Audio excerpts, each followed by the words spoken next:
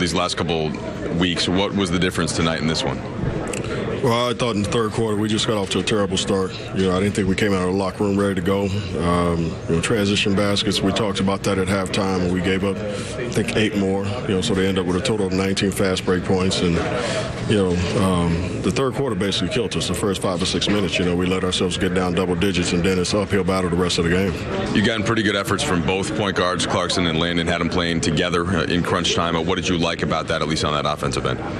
Well, it just spaces the floor, and it gives us, 2 ball handlers, 2 guys that can make shots and make plays for themselves as well as their teammates. So I like that combination at the end of the game. I did it the other night as well, and especially when you're going against teams that are, basically small as well. When they're having a, 1, 2, 3 guard lineup out there, then it allows me to do that same thing as well. And where are you at still right now in that whole balance of developing the young guys versus sticking with hot hands? It seemed like tonight it worked both ways. You were able to get it in. I'm in trying to do both. Yeah. Basically, and I thought Jordan played a really good first half. Second half, he had some great looks. His last 2 threes that he shot were, beautiful looks at it, and one went in and one went in and out. But we'll take that shot all the time. But yeah, we're still trying to develop him, but we're still trying to win games. And our guys fought tonight, but they just didn't play 48 solid minutes of basketball. Did you plan on bringing Boozer back at all?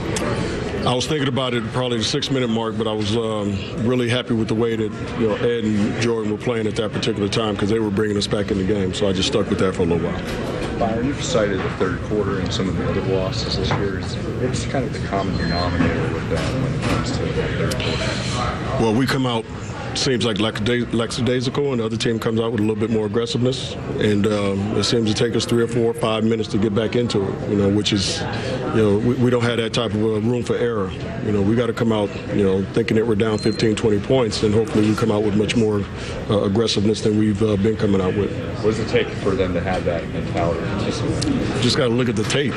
They just got to understand that's, we've been coming out like that, almost the whole season. We talk about it at halftime, guys. These guys are going to come out with more energy and be a little bit more aggressive. We got to do the same thing, and then we go out there and we lay an egg for the first 5 or 6 minutes, and then we get ourselves back involved in the game, and it's too late.